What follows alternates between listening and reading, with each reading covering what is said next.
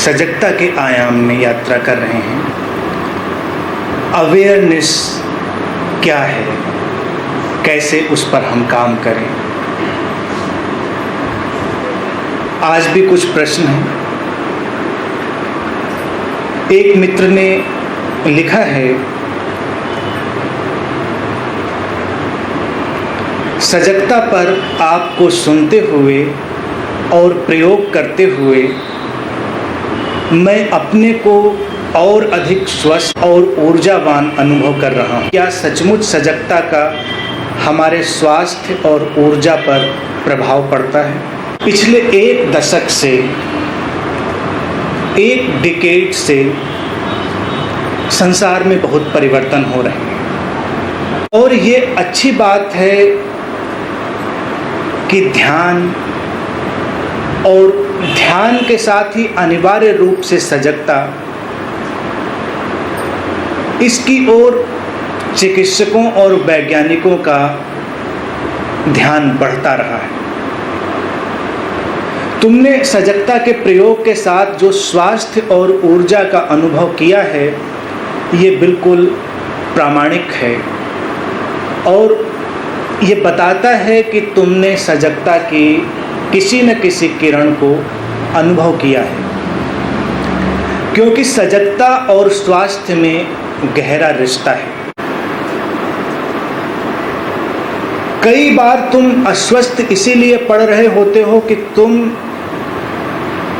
सोए हुए हो, तुम्हारे अंदर एक निश्चित किस्म की सजगता नहीं है और तुम्हारा सामाजिक परिवेश, तुम्हारे आसपास की जो व्यवस्थाएं हैं वो तुम्हें सुलाने का ही काम कर रही होती हैं। ऐसे में जब सारी व्यवस्थाएं तुम्हें असजगता की ओर ले जा रही हैं तो ये आश्चर्य नहीं कि तुम रोज नई नई बीमारियों को निमंत्रण दे रहे हो। अगर तुम शरीर विज्ञान की ओर अपने ध्यान को ले जाओगे तो तुम देखोगे प्राकृतिक रूप से शरीर की अपनी एक अद्भुत सजगता है। शरीर की एक एक कोशिका में एक इंट्रिंसिक अवेयरनेस है, जन्मजात जागरूकता। तुम चूक सकते हो लेकिन शरीर नहीं चूकता, क्योंकि शरीर का एक ही उद्देश्य है, सर्वाइवल, जीवित रहने की कोशिश। तो अगर शरीर जरा सी भी लापरवाही करे तो वो नष्ट हो जाएगा। तो अंतिम सीमा तक तुम्हारा मस्तिष्क, तुम्हारी एक एक कोशिका प्रयास करती है कि तुम्हें जीवित रखा जाए। तुम्हारे शरीर में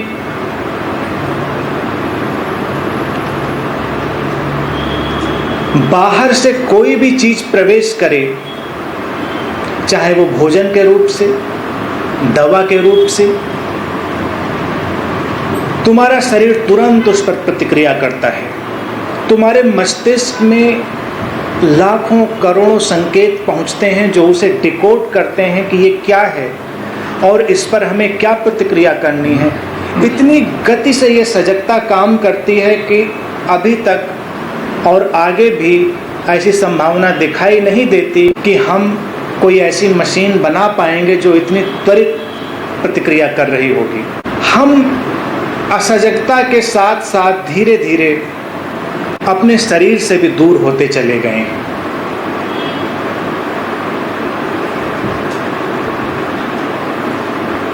शरीर के साथ हमारी जो मैत्री है, शरीर के साथ जो हमारा रिश्ता है,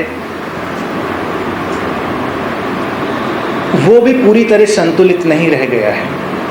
हम अपने शरीर से बहुत दूर हो गए। तुम्हारी जो सजगता है वो बड़ी काम चलाऊ है, टेम्परेरी है। इसीलिए तुम कई बार परिस्थितियों से ठीक ठीक निपट नहीं पाते और चूंकि शरीर और मन एक साथ काम करते हैं, आजकल हम एक शब्द उपयोग करते हैं, साइकोसोमैटिक, शरीर मन। तो तुम्हारे मन की जो गति है वो तुम्हारे शरीर को प्रभावित कर देती है तो तुम्हारा शरीर कभी बीमार, कभी ऊर्जाहीन और कभी अधिक ऊर्जावान और कभी अधिक स्वस्थ बनता रहता है। ये सब कुछ तय करता है कि तुम कितने जागे हुए हो। अब मैं देखता हूं कि इधर पिछले 1 दशक से जो मैंने बात की, गौतम बुद्ध की बड़ी स्वीकार्यता बन रही है विज्ञान के जगत में, क्योंकि गौतम बुद्ध ने निरंतर सजगता की बात की और विज्ञान अब इस बात को समझने लगा है कि सजगता या चेतना ऐसा कोई तत्व है जो हमारे पूरे जीवन पर प्रभाव डालता है। भौतिक विज्ञानी भी अब इस निष्कर्ष पर पहुंच चुके हैं, उसमें कोई संशय नहीं है कि पदार्थ के सूक्ष्मतम कणों की गतियों को हमारी चेतना प्रभावित करती। जब हम विचार के आयाम पर बात कर रहे थे तो हमने इस विषय पर काफी विस्तार से बात की थी कि कैसे पदार्थ के उन सूक्ष्मतम कणों पर जब तुम सजग होकर दृष्टिपात करते हो वो अपनी गतियां बदल देते हैं। तो इसी के साथ गौतम बुद्ध का एक बहुत ही सुप्रसिद्ध ध्यान माइंडफुलनेस मेडिटेशन या सचेतनता का ध्यान, इसका प्रयोग चिकित्सा और विज्ञान में लंबे समय से किया जाता रहा है। Massachusetts university of medical science में एक वैज्ञानिक हैं काबत जिन, उन्होंने पिछले कुछ वर्षों में इस सचेतनता के ध्यान पर बड़े प्रयोग किए। जो लोग कई क्रॉनिक डिजीजेस से पीड़ित थे, उन्होंने पिछले कुछ वर्षों में इस सचेतनता के ध्यान पर बड़े प्रयोग किए। जो लोग कई क्रॉनिक डिजीजेस से पीड़ित थे,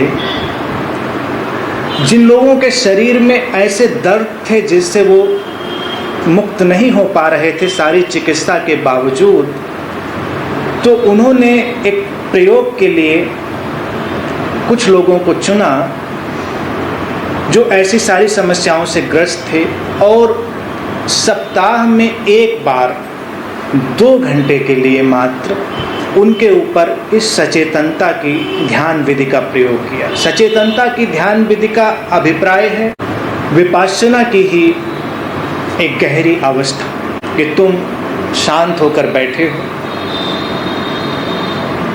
शरीर में घटने वाली हर संवेदना को तुम बस अनुभव कर रहे हो, बिना किसी निर्णय और बिना किसी तुलना के। तुम ये नहीं सोच रहे हो कि इसे खत्म होना चाहिए, तुम ये नहीं सोच रहे हो कि इसे जल्दी से जल्दी समाप्त होना चाहिए, ये अच्छा है ये बुरा है, तुम्हारे साथ अच्छा हुआ या बुरा हुआ, किसी भी प्रकार के जजमेंटल एटीट्यूड के बिना, किसी भी प्रकार के निर्णयात्मक मन के बिना जाग कर बैठना और अपने शरीर की एक एक संवेदना का सामना करना, अपने मन की गतियों पर भी ध्यान देना, ये सचेतनता का ध्यान प्रयोग है। इसी को माइंडफुलनेस मेडिटेशन कहते हैं। आजकल एक वयोवृद्ध प्रसिद्ध बौद्ध भिक्षु हैं तिक न्यात हन, उन्होंने इस माइंडफुलनेस मेडिटेशन पे बहुत काम किया है। तो काबत जिन ने इस माइंडफुलनेस मेडिटेशन को उन वॉलंटियर्स को सप्ताह में मात्र 2 घंटे के लिए करवाया और 8 सप्ताह तक इस प्रयोग को उन्होंने जारी रखा और उन्हें हैरान करने वाले परिणाम उपलब्ध हुए। उन्होंने देखा कि 8 सप्ताह में 80% लोग करीब करीब ठीक हो गए। अब ये बात चिकित्सा और विज्ञान के लिए एक गुत्थी की तरह हुई कि हुआ क्या। क्योंकि न तो कोई मंत्र पढ़ा, जैसे पुरानी जो हीलिंग की और फेथ हीलिंग की बहुत सारी विधियां होती हैं, तो उसमें तुम या तो शरीर को ऊर्जा दे रहे हो, जैसे क्रिएटिव विजुअलाइजेशन की पद्धतियां हैं कि तुम उसमें शरीर को एक मानसिक सुझाव दे रहे हो, एक सबकॉन्शियस मैसेज दे रहे हो, या जो साइकिक हीलिंग के मेथड्स हैं जैसे रेकी है, प्राणिक है और बहुत सारे जो हीलिंग के मेथड्स हैं उसमें तुम ऊर्जा दे रहे हो, तुम कुछ कर रहे हो। या फिर मंत्र चिकित्सा की बहुत सारी पद्धतियां हैं अध्यात्म में जिनमें तुम किसी मंत्र का उपयोग कर रहे हो, जैसे ट्रांसेंडेंटल मेडिटेशन है या और मांत्रिक विधियां हैं। इन सबसे अलग है सचेतनता की विधि, माइंडफुलनेस, कि तुम कुछ कर ही नहीं रहे हो, तुम केवल जागे हुए हो, simply aware with in yourself, not doing anything at all at any level.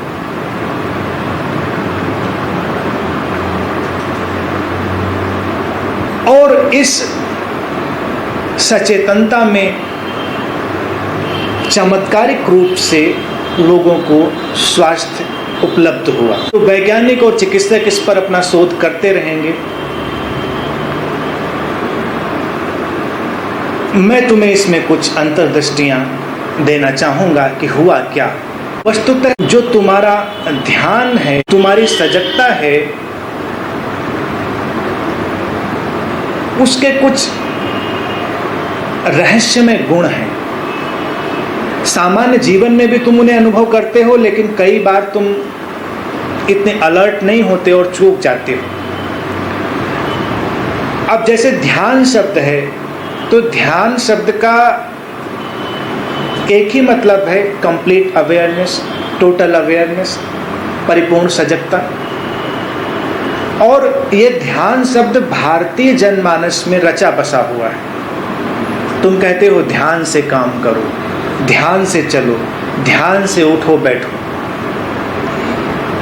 लेकिन ध्यान के नाम पर अब लोग क्या समझते हैं ये मैं नहीं जानता।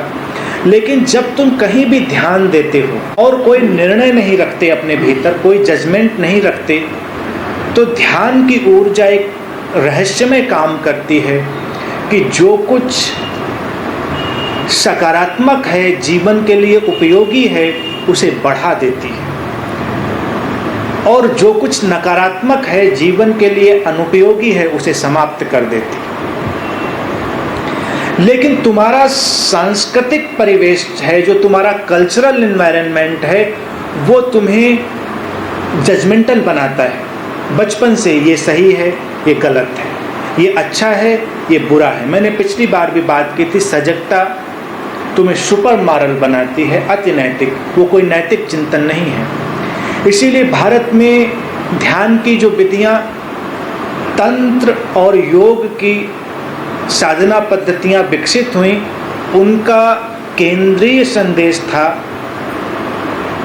Choiceless awareness, non judgmental state of being.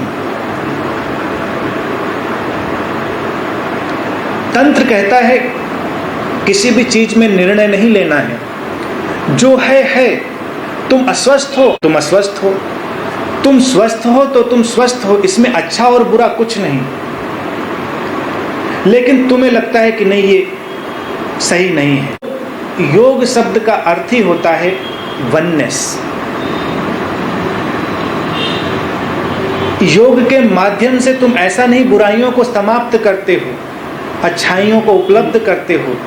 योग की उपलब्धि में न कोई अच्छाई है, न कोई बुराई है, केवल एकत्व है। There is only oneness. अब अगर केवल वननेस है, केवल एकत्व है, कहीं कोई विभाजन नहीं है, तो अच्छे और बुरे का विभाजन भी गिर गया। इस विभाजित करने वाली मानसिक अवस्था के बिना जब तुम अपने भीतर जागते हो, तो तुम्हारे शरीर के भीतर छुपी हुई ऊर्जा के स्रोत सक्रिय हो जाते हैं, क्योंकि तुम्हारे शरीर में ऊर्जा के बहुत सारे तल हैं। जब हम ऊर्जा के आयाम पर बात कर रहे थे आंतरिक शक्ति के रहस्यों में, तब हमने ऊर्जा के इन तलों पर तुमसे विस्तार से बात की थी। तुम जिस सामान्य ऊर्जा से काम लेते हो, वो तुम्हारे चेतन मन की है, उससे अधिक ऊर्जा तुम्हारे अचेतन मन को उपलब्ध है, और ऊर्जा के अनंत सागर की अनुभूति तुम्हारे अति चेतन के साथ होती है। सजगता तुम्हें अति चेतन से जोड़ती है, और अति चेतन से जब तुम्हारे भीतर संकेत आते हैं तो तुम निश्चित ही स्वास्थ्य और ऊर्जा का एक महासागर अपने भीतर लहराता हुआ अनुभव करते हो। क्योंकि अभी तुमने अपने शरीर को भी इतना सीमित मान रखा है कि तुम्हें शरीर की संभावनाओं और क्षमताओं का भी ठीक ठीक ज्ञान नहीं। तुम्हें लगता है शरीर तो बस इतना ही है, शरीर तो बस इतना ही कर सकता है, लेकिन तुम्हें पता नहीं शरीर क्या क्या कर सकता है, क्योंकि जागकर कभी शरीर को तुमने देखा नहीं। किसी खतरे की स्थिति में अगर तुम्हारा मस्तिष्क तुम्हारे शरीर को संकेत देता है कि दौड़ना है और बचना है, तो तुम किसी ओलंपिक धावक से भी तेज दौड़ सकते हो। 100 मीटर की रेस दौड़ने वाले जो ओलंपिक के धावक हैं, तुम खतरे की स्थिति में उससे भी तेज दौड़ सकते हो। और तुम्हारे शरीर की जो हड्डियां और मांसपेशियां हैं, इनको ऐसे प्राकृतिक ढंग से बनाया गया है कि इनकी असीमित संभावनाएं हैं। अभी मैं एक तथ्य देख रहा था, पैर की जो हड्डियां हैं वो 1 टन के बराबर वजन बर्दाश्त कर सकती हैं। तुम्हारे पैर की हड्डी 1 टन का वजन बर्दाश्त कर सकती है, अगर कभी तुम्हें जरूरत पड़े तो। तुम्हारी मांसपेशियों में इतनी लचक है जिसकी तुमने कभी कल्पना नहीं की। अब सजगता में तुम इन सारे छुपे हुए शारीरिक स्रोतों को, हिडन बॉडी लिमिट्स को अनलॉक कर देते हो, उन्हें खोल देते हो, और शरीर फिर सहजता से अपना काम करने लगता है। अब जैसे तुम्हें कोई पुरानी बीमारी है जो किसी भी प्रकार ठीक नहीं हो रही है, तो संभव है कि तुम विचार या भावना के तल पर उससे अटक गए हो, तुमने उससे कोई आंतरिक लगाव पाल लिया, और माइंडफुलनेस, सचेतनता तुम्हारे उस अटैचमेंट को ब्रेक करती है, और फिर तुम्हारी जो बॉडी विजडम है, ओरिजिनल बॉडी विजडम है, शरीर की जो नैसर्गिक प्रज्ञा है, वो अपना काम करती है। कई चीज़ों पे तुम और ध्यान दोगे तो तुम्हें हैरानी होगी। शरीर का अर्थ तुम्हारी इंद्रियां, योर सेंसेस। अब क्या तुम्हारी इंद्रियां ठीक ठीक पूरा काम करती हैं? अब जैसे तुम्हारी आंख है,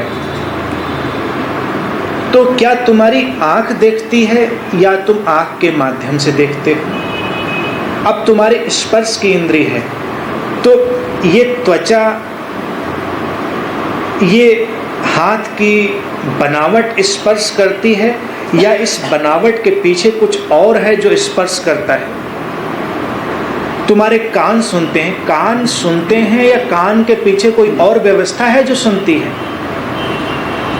क्योंकि कई बार यंत्र तो पूरा पूरा ठीक होता है, सुनना बंद हो जाता है।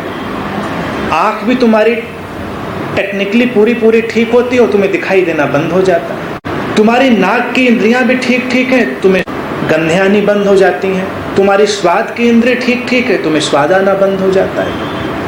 होता क्या है? इनके पीछे कोई बात है।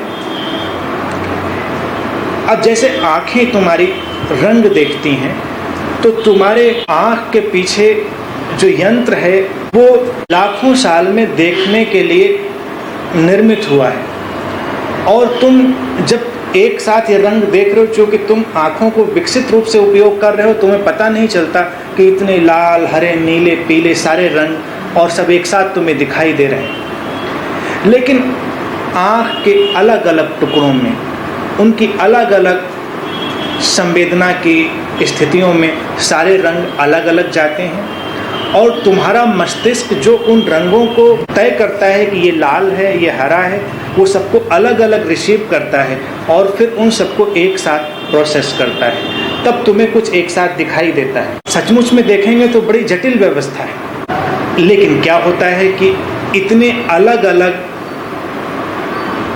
अनुभूतियों को अंदर जो एक में पिरोता है, वो है तुम्हारा होना, तुम्हारी सजगता, तुम्हारी अवेयरनेस। तुम्हारी सजगता अगर तुम्हारी आंखों तक बहना बंद कर दे तो तुम देखना बंद कर दोगे। तुम्हारी सजगता अगर तुम्हारे शरीर की स्थितियों तक, तुम्हारे हाथ तक बहना बंद कर दे तो तुम स्पर्श नहीं कर पाओगे। तुम्हारा हाथ पड़ा रहेगा लेकिन उसमें स्पर्श की संवेदना नहीं होगी। कभी कभी होता है तुम बड़े दुख में हो और कोई तुम्हारा हाथ अपने हाथ में लेता है और तुम्हारा हाथ बेजान, हाथ में कोई संवेदना नहीं होती। तुम कभी डिप्रेशन में हो और तुम्हें कोई गले भी लगाए तो ऐसा लगता है जैसे किसी बेजान चीज़ को गले से लगा लिया गया। तुम्हारे शरीर में कोई गर्माहट नहीं, कोई संवेदना नहीं, क्योंकि अवसाद में तुम अपने शरीर से पीछे हट गए हो। अब वो ऊर्जा शरीर में नहीं बह रही। और इसका विपरीत भी होता है, कभी तुम बहुत प्रेम से भरे हो, तुम बहुत उत्साहित हो, बड़े जागे हुए हो और तुम किसी का हाथ हाथ में लेते हो और उसके रोंगटे खड़े हो जाते हैं, उसे लगता है कि तुमने छुआ है। कई बार दुख की अवस्थाओं में तुम देखोगे लोगों की आंखें ब्लैंक हो जाती हैं, खाली हो जाती हैं, वो ऐसे देखते हैं जैसे देख ही नहीं रहे हैं। आंखें कैमरे की तरह से काम करती हैं, छवियां बन रही हैं, लेकिन तुम सचमुच में कुछ नहीं देख रहे। लेकिन फिर तुम कभी उत्साह से भरे होते हो, तुम्हारे भीतर उत्सव की भावदशा होती है और तुम किसी को देखते हो तो देखने वाले को ही लगता है कि तुम्हारी आंख में एक जीवन बह रहा है, तुमने सचमुच में कुछ देखा है। अब ये सारी जो बातें हैं ये अंदर एक ही बिंदु पर आकर समाप्त होती हैं, तुम्हारे भीतर बहती हुई सजगता की धारा। तुम अपने भीतर कितने सजग हो, उस सजगता से ही तुम्हारी इंद्रियां और जीवंत होती हैं, तुम्हारी इंद्रियां और चैतन्य होती हैं। और जब तुम्हारी इंद्रियों तक छुपी हुई ऊर्जा आती है तो स्वास्थ्य भी आता है। स्वास्थ्य ऐसा नहीं है कि तुम कुछ व्यायाम कर लोगे तो स्वस्थ हो जाओगे, तुम आज हो जाओगे, तुम कल फिर बीमार पड़ जाओगे। और एक ध्यानी व्यक्ति का स्वास्थ्य अभूतपूर्व होता है, तुम उसके भीतर की चमक को अंतिम बिंदु तक अनुभव कर सकते हो। और जब वो शरीर से अलग भी हो रहा होता है तो बड़े सचेतन ढंग से, और उस समय उसके शरीर की आभा देखने वाली होती। इतिहास में ऐसा कम होता है कोई सचेतन रूप से अपने शरीर को छोड़े। संबुद्ध मित्र जॉर्ज गुरजिएफ के शिष्य थे पीडी आंस्पेस्की, और ऐतिहासिक रूप से उन्होंने सचेतन रूप से अपना शरीर छोड़ा था अपने शिष्यों के, मित्रों के सामने। और जिन लोगों ने देखा, उन्होंने देखा कि अंतिम समय पर जब व्यक्ति शरीर छोड़ रहा है, इतना ज्योतिर्मय, इतना प्रकाशवान हो सकता है और इतना शांत हो सकता है। गुरजेब का भी पूरा काम सजगता पर था। तो पीडी आंस्पेस्की ने कहा कि मैं चलते हुए अपने शरीर को छोड़ूंगा,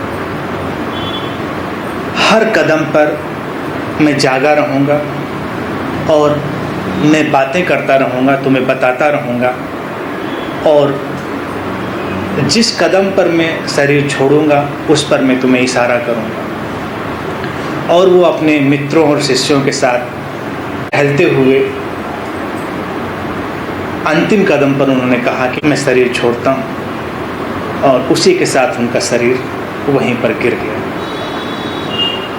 लेकिन जिन्होंने इस घटना को देखा वो हतप्रभ थे कि मृत्यु के समय भी कोई व्यक्ति इतना प्राणवान हो सकता है। अभी क्या होता है कि तुम देखो, जैसे जैसे उम्र बढ़ती है तुम्हारे शरीर को देखकर ऐसा लगता है कि तुम कम प्राणवान हो गए हो। तुम्हारा, जैसे ऊर्जा की बात कही मित्र ने कि ऊर्जा बढ़ गई शरीर में सजगता के साथ, तो उम्र बढ़ने के साथ लोगों को एहसास होता है कि ऊर्जा कम हो गई। युवा है तो बहुत ऊर्जा है, लेकिन कुछ ऐसे मित्र भी होते हैं जो साधना में गहरे हैं कि उम्र के साथ भी उनकी ऊर्जा और उनके चेहरे का प्रकाश बिल्कुल अलग है। होना यही चाहिए कि उम्र के साथ साथ तुम और गहरे प्रवेश करो, अपने छुपे हुए ऊर्जा स्रोतों को खोज लो। लेकिन कई बार ऐसा नहीं हो पाता क्योंकि तुम बहुत सारी धारणाओं को, बहुत सारी मान्यताओं को अपने अंदर जगह दे देते हो, तुम बहुत सारे पूर्वाग्रहों को अपने अंदर जगह दे देते हो। और सबसे जो खतरनाक चीज करते हो वो ये है डिविसिवनेस, विभाजित करने की मनहदशा। ऐसा होना चाहिए, ऐसा नहीं होना चाहिए। स्वास्थ्य तब अर्जित होता है जब तुम परिपूर्ण स्वीकार में जीते हो कि ठीक है, जो है मैं उसे स्वीकार करता हूं। स्वीकार के साथ सजगता आ जाती और सजगता के साथ तुम्हारे जीवन की रहस्यमय व्यवस्थाएं अपना काम करने लगती। कई बार ऐसा हुआ कि लोग असाध्य बीमारियों से ठीक हो गए और उनकी जो मनहदशा थी उसको तुम कई बार समझ नहीं पाते। वो मनहदशा उनकी परिपूर्ण स्वीकार की होती, वो पॉजिटिव सजेशन की नहीं होती कि नहीं नहीं ऐसा होगा, ऐसा ठीक होगा। अभी एक केस ऐसा भी है, इसे मैंने पढ़ा है, एक महिला जिन्हें एड्स का संक्रमण हुआ और चिकित्सा जगत के पास एड्स की कोई अभी चिकित्सा पद्धति नहीं, और वो एक संबुद्ध सद्गुरु की शिष्या थी।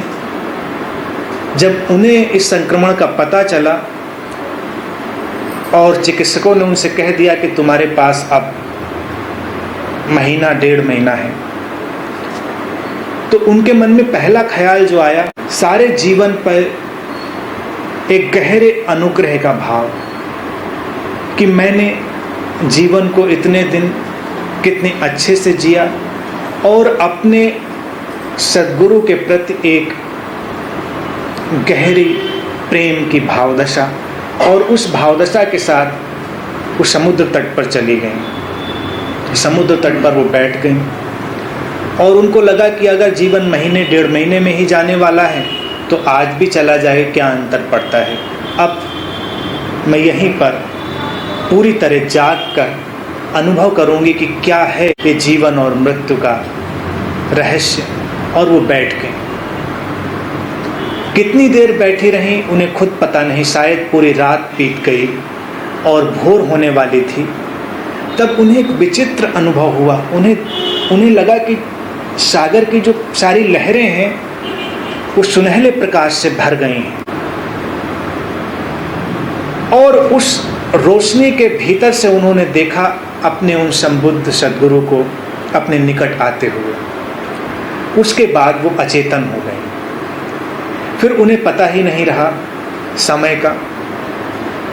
जब उन्हें होश आया तो दिन बहुत चढ़ चुका था, लेकिन उन्हें अपने अंदर एक बहुत हल्केपन की अनुभूति उन्हें हो रही थी और उन्होंने ये बात ही छोड़ दी कि जीना है या नहीं जीना है। जैसे इस क्षण का पूरा स्वीकार हो गया। और एक चमत्कार ये हुआ कि जब अगली बार अपने चेकअप के लिए गई तो चिकित्सक हैरान रह गए कि अब उनके भीतर वो संक्रमण था ही नहीं। अब ये बात लगती है कि कपोल कल्पित, लेकिन मैं समझता हूँ ये संभव है, ऐसा हो सकता है। जैसे इस क्षण का पूरा स्वीकार हो गया।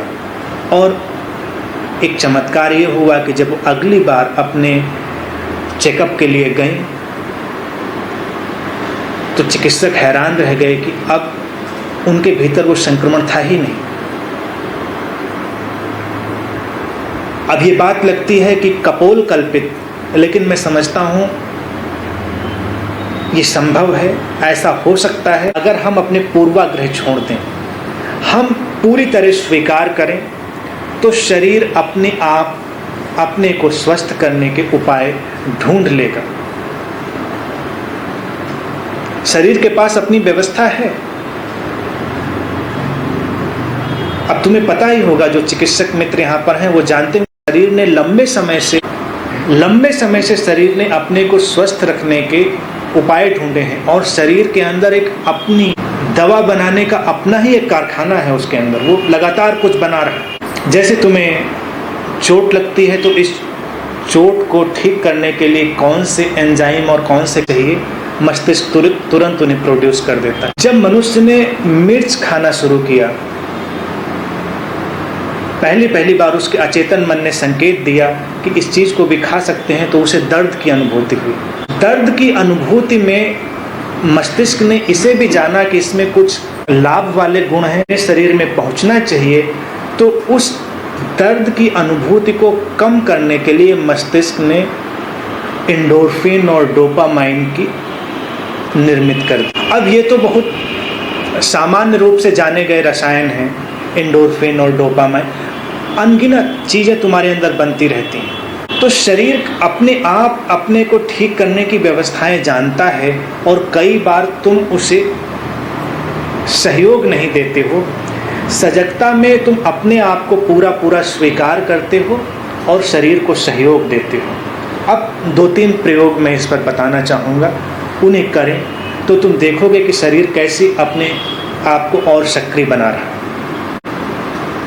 पहली चीज़ ये है कि तुम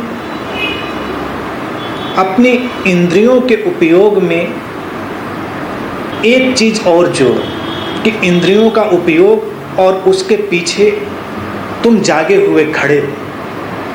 तुम बाहर का संसार जब देखते हो और अपने घर की खिड़की खोलते हो तो खिड़की खुलने मात्र से संसार नहीं दिखता, तुम खिड़की के पीछे खड़े हो जाते हो। और तुम जितने जागे हुए खिड़की के पीछे खड़े होते हो उतना ही संसार तुम्हें अच्छा दिखाई देता है। तो ऐसा ही प्रयोग ध्यान की तरह से अपने जीवन में डालें कि जब तुम्हारे कान की खिड़की खुली हो तब तुम उसके पीछे जाग कर खड़े हो जाओ चैतन्य में। आँख की खिड़की खुले तो उसके पीछे जाग कर खड़े हो जाओ। अनुभव करो जैसे आँखें देख रही हैं और उसके पीछे तुम जागे हुए खड़े हो। तुम स्वाद ले रहे हो और स्वाद की खिड़की पर तुम जागे हुए खड़े हो। तुम गंध की खिड़की पर पूरी तरह चैतन्य होकर खड़े हो। इसी को मैं हूँ का प्रयोग कहते हैं। यहाँ पर जो सेल्फ रिमेम्बरिंग मेडिटेशन में लेता रहा हूँ उसी का एक टुकड़ा है जिसे तुम इस ढंग से उपयोग में ला सकते हो। मैं हूँ। अभी तुम सब कुछ करते हो, इंद्रियों से सारी चीज़ों का उपयोग करते हो और जो इनको उपयोग कर रहा है तुम उसे कभी ख्याल में नहीं लेते, उसका कभी स्मरण नहीं करते। तो तुम्हारे भीतर ये जो होने की भाव दशा है, खिड़की के पीछे खड़ी हुई चेतना है, हर इंद्रिय का जो द्वार खुलता है उसके पीछे खड़ा हुआ जो होने का भाव है उसे स्मरण रखो। एक डायमेंशन में फिर दूसरा डायमेंशन कि अपनी इंद्रियों का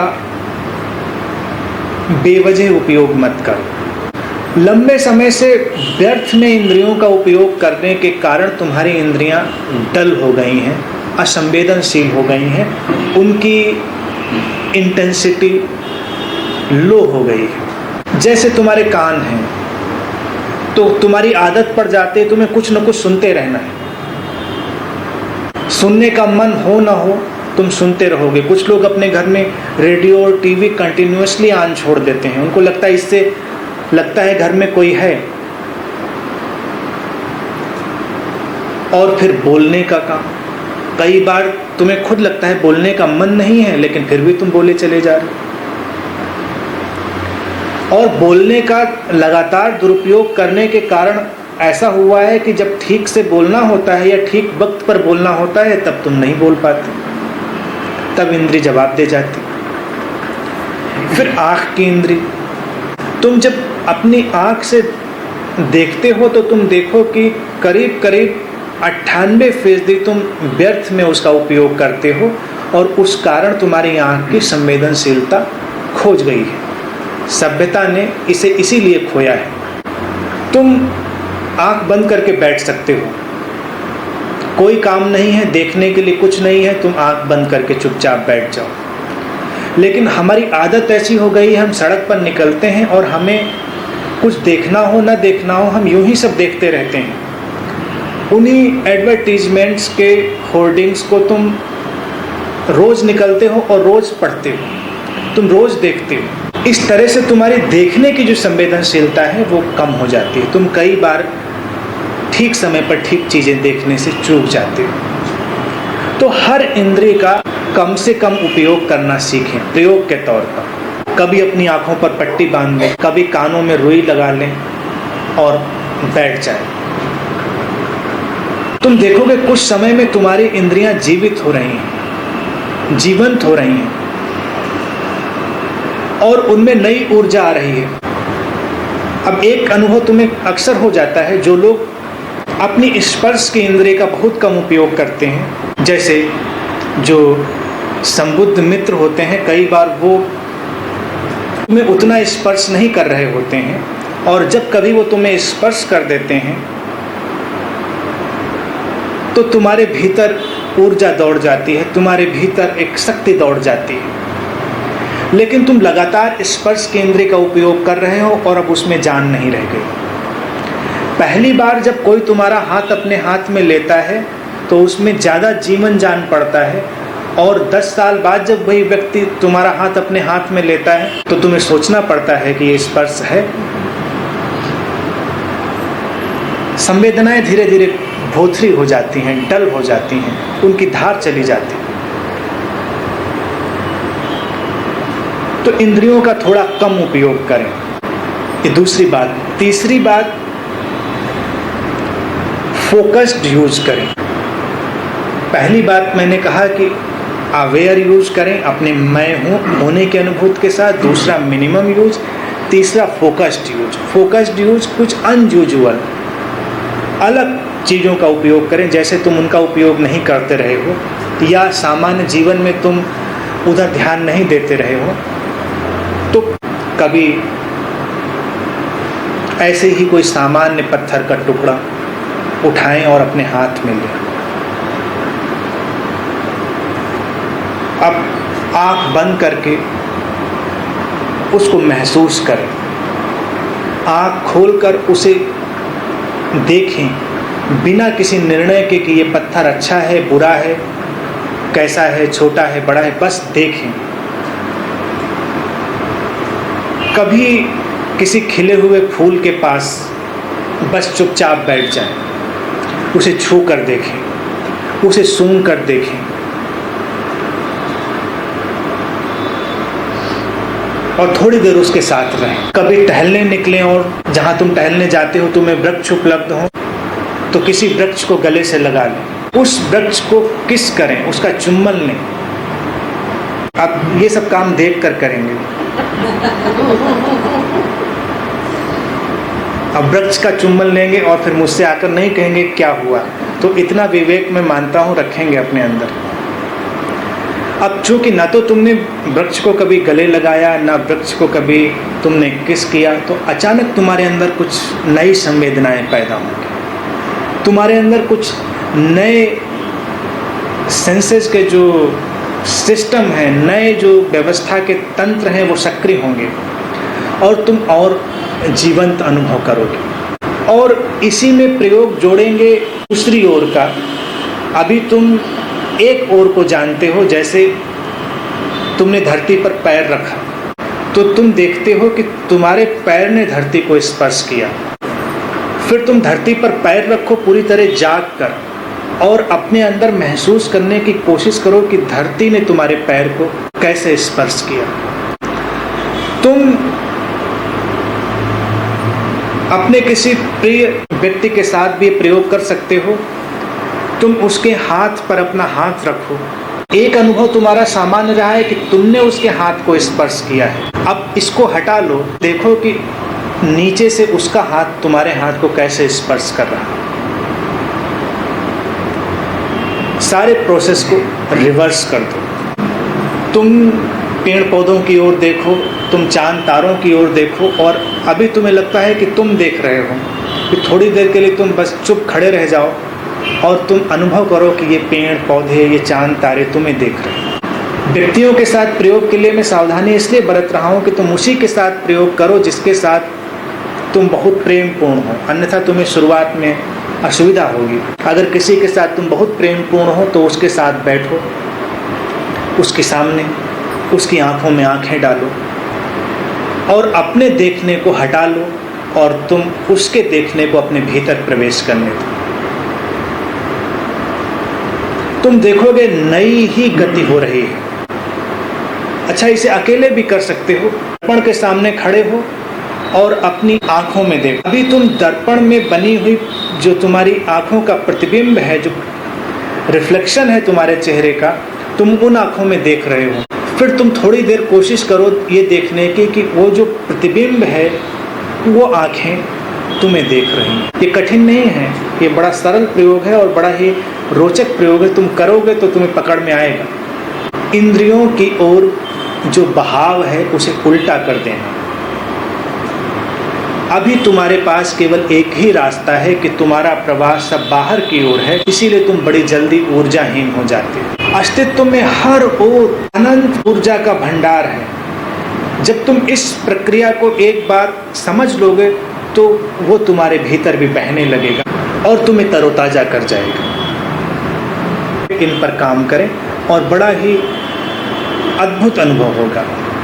शरीर में स्वास्थ्य का ऐसा अनुभव होगा जैसा तुमने पहले कभी भी अनुभव नहीं किया है। सजगता परम स्वास्थ्य है और जो स्वास्थ्य शब्द निकला है भारत में वो इस सजगता से ही निकला है, इस ध्यान से ही निकला है। संसार की किसी और भाषा में ये शब्द नहीं निकला, क्योंकि अन्य जगहों पर लोग ध्यान से परिचित नहीं थे।